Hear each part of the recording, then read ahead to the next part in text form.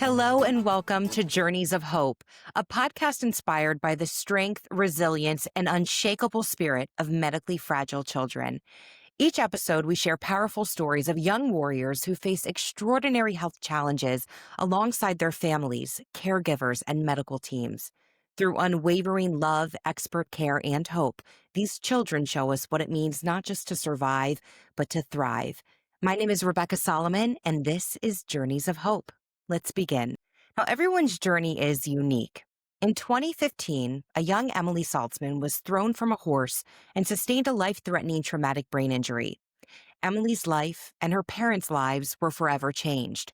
But they always held on to that hope, and even though doctors said Emilie only had a 10% chance of recovery, Emilie spent 4 months as an inpatient learning again how to speak, eat, and walk.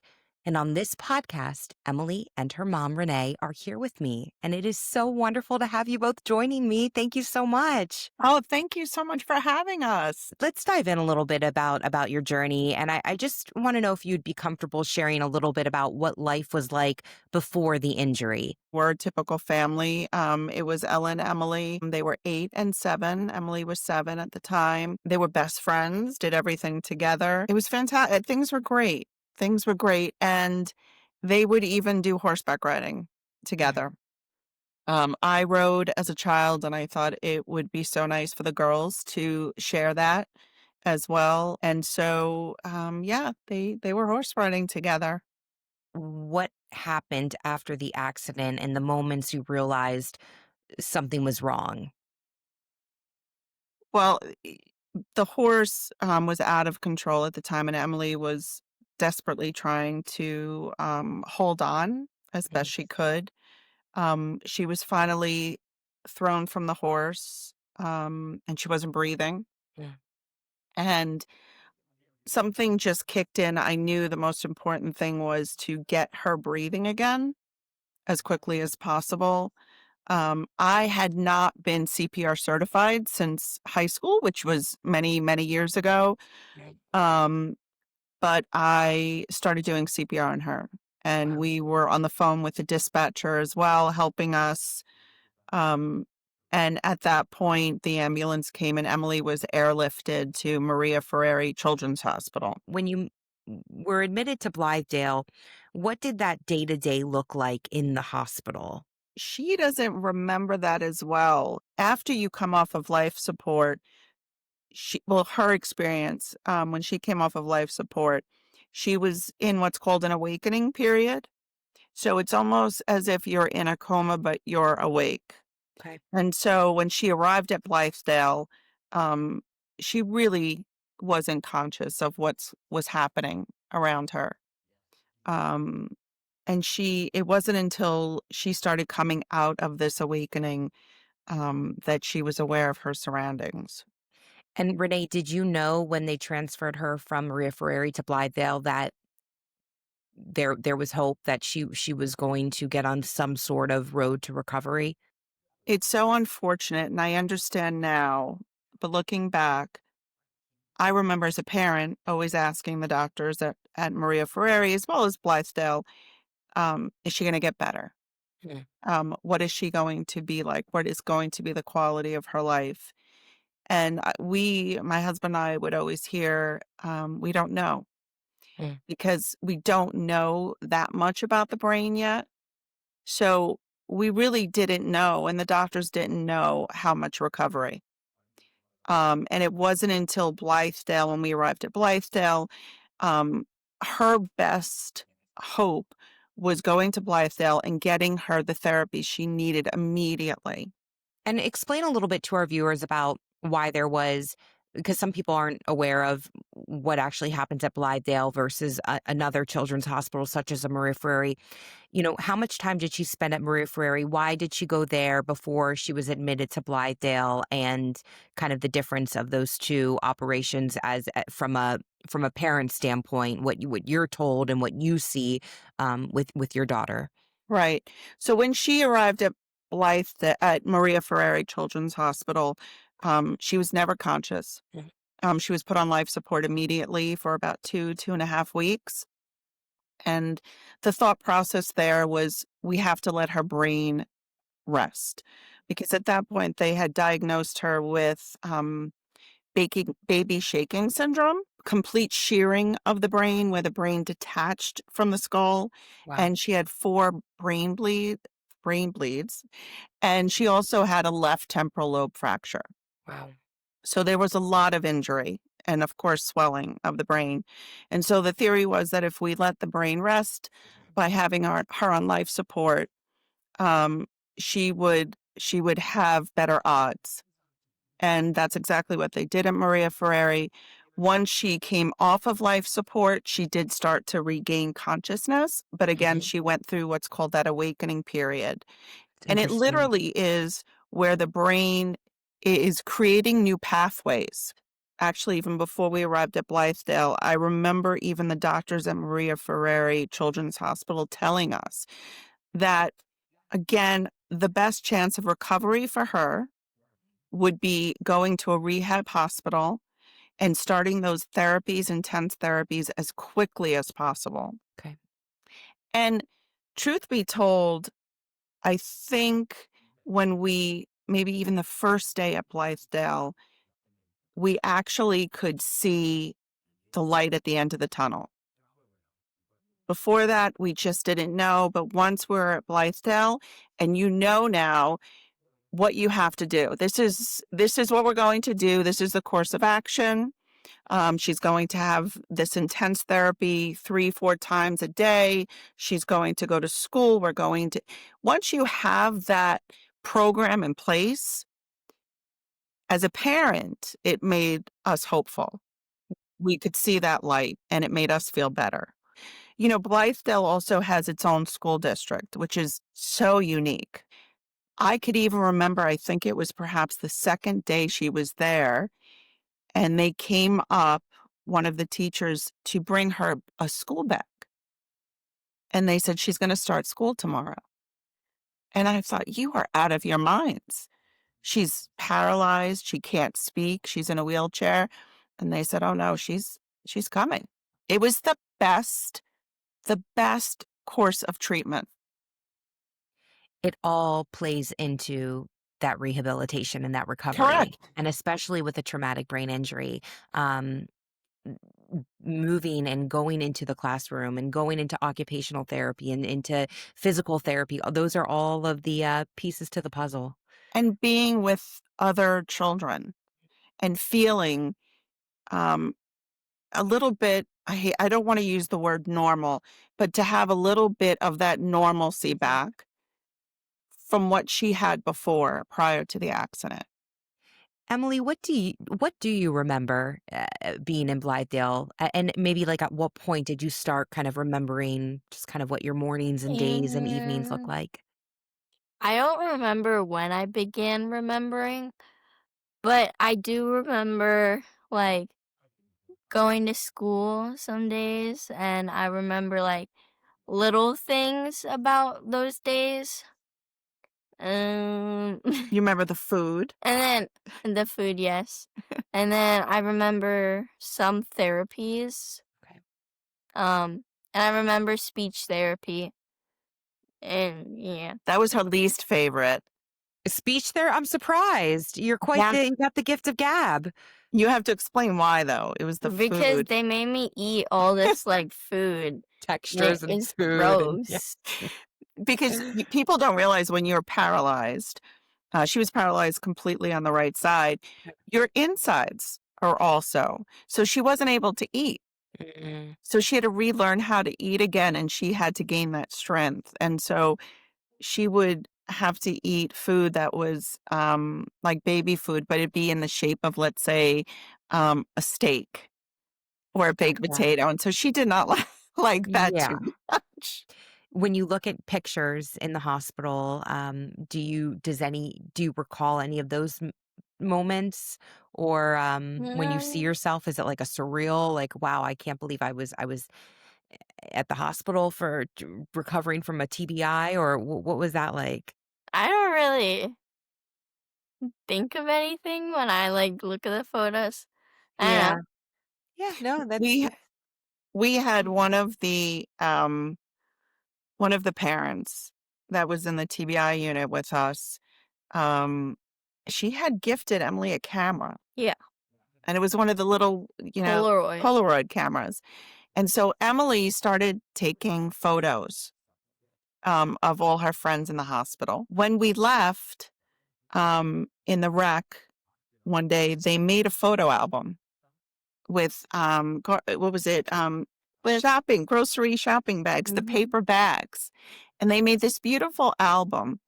And Emily put all the photos in of all her favorite people at the hospital. Wow. And do you know, we still have the photo album and we still go through it on occasion and we'll read everything and look at all the friends that she had there. And it's crazy to think that this is a hospital. It's a rehabilitation hospital. We're talking about that we have such sweet memories. That's amazing. What surprised you most about the recovery process at Blythedale? I love the fact that they felt it was so important to include friends and family in the recovery process. Mm. So during the week, it's very difficult. It's Monday through Friday. It's school. It's your occupational therapy, your physical therapy, your speech therapy. But the weekends, they want it to be with friends and family. And they truly believe that is such an important part of a child's recovery. And so for us, I was so surprised to hear it. And I loved that we did hear it and that they wanted our family and friends to be included and to help. It was like a new norm for you for those few months. Yeah, I mean, we spent Thanksgiving in the hospital, and so Yes. the whole family came in and we brought the meal to her, and we spent it in the cafeteria. We were there for Christmas, and the same thing. It was our norm for the time, and um, they became our family. Our extended family, the nurses and the doctors and the kids. I think the kids always inspired us. I know Jeremy, myself, because they were never depressed. They were never unhappy. They were always smiling. There was Yeah. always laughter in the hallways. It's Um, quite the always laughter. lively place to be for sure. Oh yeah. Renee, how did you advocate for Emily's care? And talking about the team, what kind of support did you receive with our team at Blythedale? I don't think Jeremy and I advocated that much because again, we were thrown into this and we knew nothing about children with TBIs. Absolutely nothing. Um, And I don't think we even had to advocate. We were so fortunate to have a staff, a team of doctors and nurses and aides who supported us, who guided us, that we were able to trust. We knew nothing about what we were dealing with at the time. And they are truly so knowledgeable when it comes to children with traumatic brain injuries and what's needed. And to that end, you probably, as you said, you started your journey at Blythedale not knowing anything about children with brain injuries, and by the time you probably walked out of those doors to go back home, you probably knew a lot because of how our team educates parents. Correct. Yeah. They do a fantastic job doing that. They You don't go home feeling unsure of yourself taking care of a child with a TBI. We were at Maria Ferrari Children's Hospital. They're doing everything, the doctors and the nurses and the aides. They're doing everything for you Mhm. because it's such a critical state. That's life or death. And as soon as you get to Blythedale, they have it where the parents are hands-on Mhm. and learning how to take care of their child and feeling confident and comfortable in doing so. And so it was a bit scary because honestly, I didn't want to touch her feeding machine or to deal with her medication. I didn't want to do that because I was nervous. I was scared, but they train you, they work with you, they guide you. And when you leave, you do have that confidence Yeah, somehow. You do. And it's okay going home, and you feel okay going home with your child. that's great. I'd like to ask each of you separately, how did this experience affect you individually and as a family? Well, there's still things I struggle with. Hmm. Um, I struggle academically, and then I also struggle with confidence sometimes because of my, like, me being unable to do some things because I'm like, I can't just do it yet, and I'm not, like, for reading, I'm not a fast reader because the accident I had, like, learning disabilities. Hmm. So, I didn't read because it was hard for me, so I'm kind of a slow reader now, and that kinda it's just, like, what affects me most is what I'm unable to do or to do as well as other people my age. Do you feel as though your teachers and classmates and peers, do they understand? No. It's hard for someone else who hasn't been through what you've been through to really understand. It depends really on the class I'm in. Mhm. 'Cause I used to have an IEP, and I used to have 2 teachers in the classroom, and they always knew what happened, and they always knew what, like, my learning capability was. Sure. But since now I have all one-teacher classes, there's not as many hands, so they can't really know everything about everyone, and they don't understand that sometimes I do need more time. You thrive on stage. You thrive when there is a microphone and music surrounding you. I asked you Mhm. the night of our gala, I said, "Are you nervous to perform in front of, 200 plus people?" And you're like, "No, not at all." So how come in that area you're so comfortable? I think I'm so comfortable, well, I know I'm so comfortable because, um, in that moment, like, I have everyone's attention, and they can see me at, like, something I'm good at, something that I actually love to do, and in school, they kinda just see me as, like, the quiet little girl by herself that, like, has not passed the test once in math. Well, it's very interesting. And, even when I think of songs and music, like you're comfortable memorizing lyrics and learning words that's so fascinating. So for Emily, where her injury was, the part of the brain that was affected, her language was wiped out. So she wasn't able to speak, and she had to relearn how to speak. And the brain, how it was described to us, it overcompensated. So she did better at math early on, but struggled more with the language. And that's why the language, she has a bit of a deficit. It's harder for her um, to actually to read. How did you balance staying strong for your daughter while you were also caring for you and your family, your husband and your daughter, and you were going through this as well? How do you do that? My mom at the time put her life on pause in Florida and came and lived with us to stay with Ella, our 8-year-old at the time.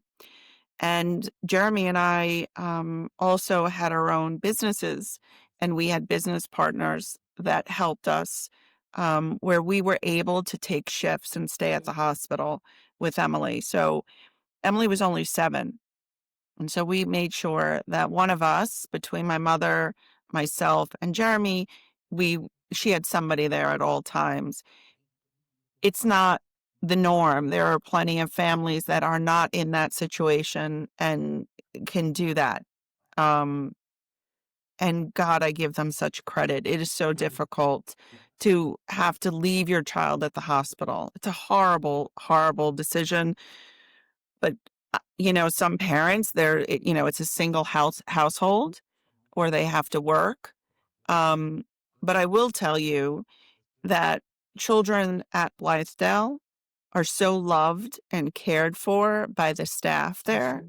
It's true. Um, that honestly, looking back, I would have been okay leaving Emily with them because they truly, I mean, they love those kids. They're so wonderful with the kids. They do, and they become family. Yes, yes, absolute. It is.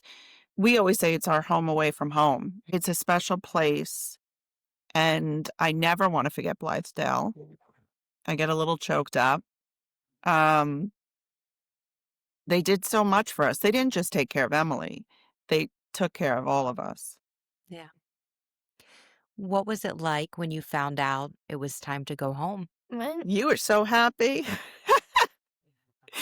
She We were so excited. Emily went home, but she was going to be admitted as a day hospital patient. So she, for the next 6 months, would be bussed down to Blythedale to go to school and have her therapies. So it wasn't like a final goodbye. Um, I'm gonna be honest, this sounds so crazy, but it was sad too to leave them behind, to leave the kids behind there, the families behind, the staff. We all got so close. How many Um, months were you at Blythedale? 4.5 4 and a months. half. Yeah. And Wow. we really did get so close with them all. And so it was bittersweet. And then what did that transition home look like? We got out, I think, in February. And for the rest of the winter, spring, and even summer until September, she was bussed down every day.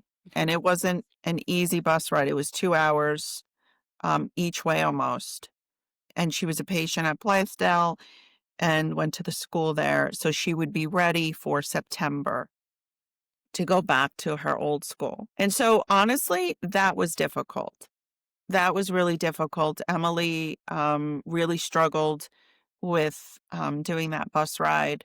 Those are long days. Those are very long days, And very then by long the days. time you get home, it's late and Yes. tired and, I can imagine. Yeah, it was really hard for her.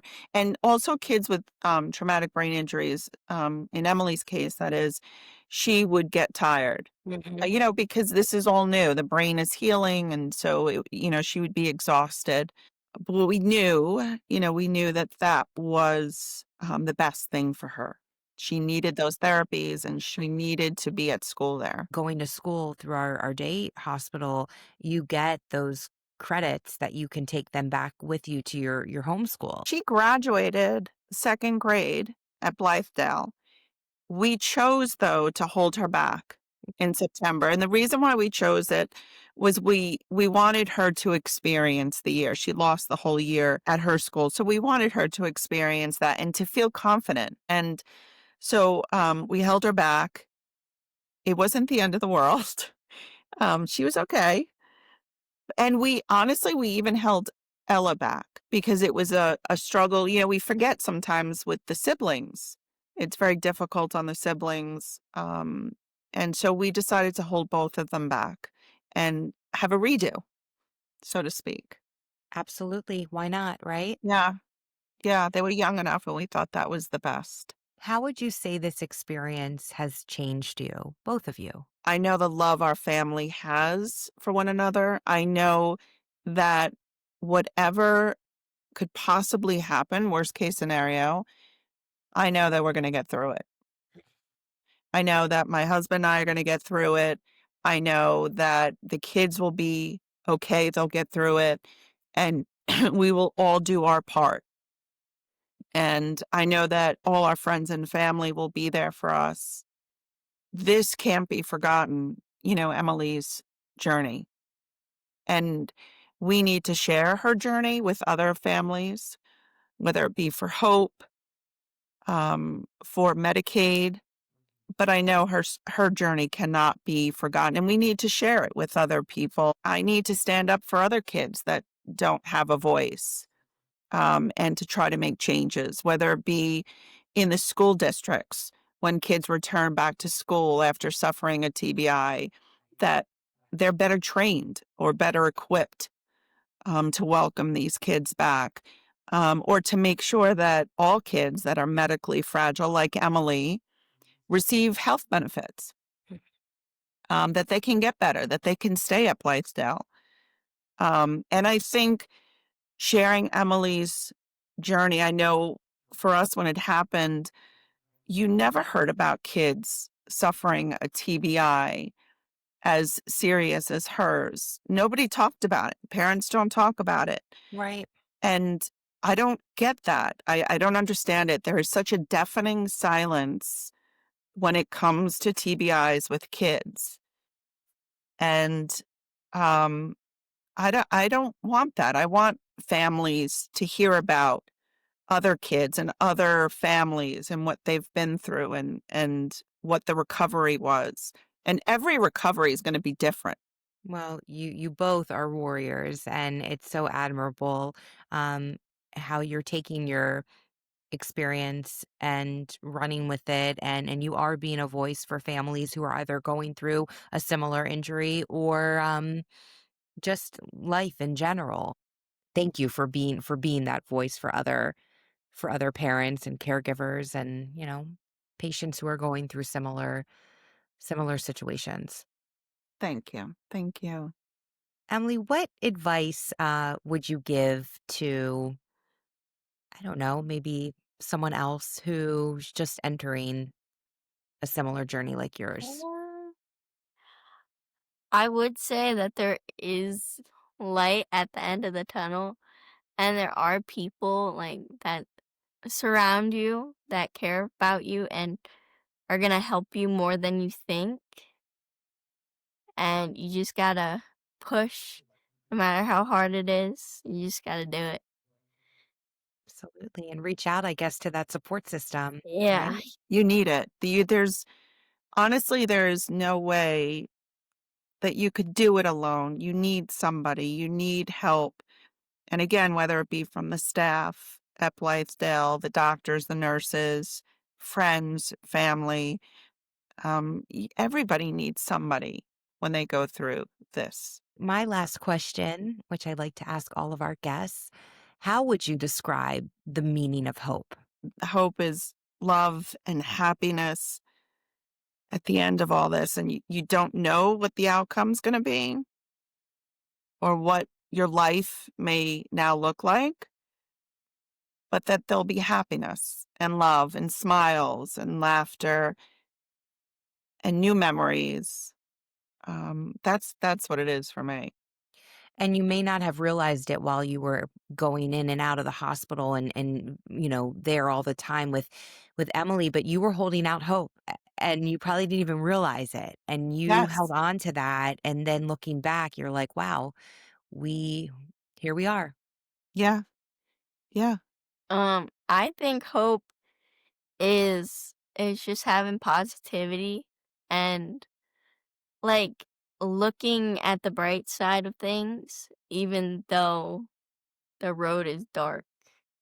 It's beautiful. You gotta have that strength, right? Yeah. Yeah.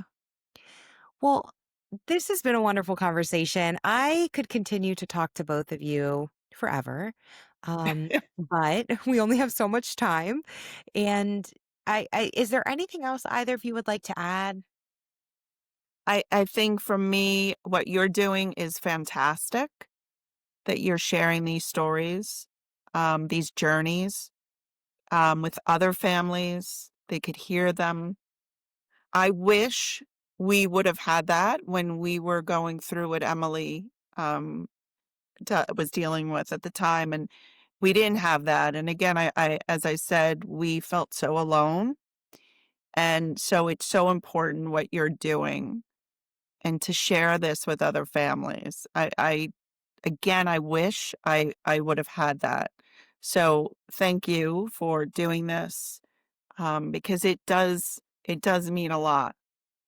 Well, it's my absolute pleasure. I could hear both of you talk on and on and on because you have quite a story to tell and yes, it is important to get that out there Yes. and make sure other families know that they are not alone. Yes. And Emily, you want to share anything fun? What's next for you? Do you have any Um, performances coming up, or um, you'll continue? I mean, I know you're going to continue to take the stage. You love singing and you're great at it, but anything else you want to share with us? well, next, like my next definite like singing performance. I don't really have anything before this, but the Garden of Garden of Dreams. Dreams, going back as an alumni this year. It's gonna be fun. But other than that, I'm just taking whatever someone throws at me. I love it. That's what you got to do. Well, you keep us posted on your continuing journey. And we want to just thank you again for being on this podcast. And yeah, just keep in touch. We know how to find you, right? Thank you Yeah. so much, Keep Rebecca. doing all the amazing things. Wonderful to chat again with both of you. Thank you so much. We hope all of our listeners or viewers have enjoyed this podcast of Journeys of Hope. Of course, if you have any ideas for future topics, we'd love to hear from you. You can email us at podcast@blithedale.org. Thank you again so much for tuning in, and we hope to have you join us next time.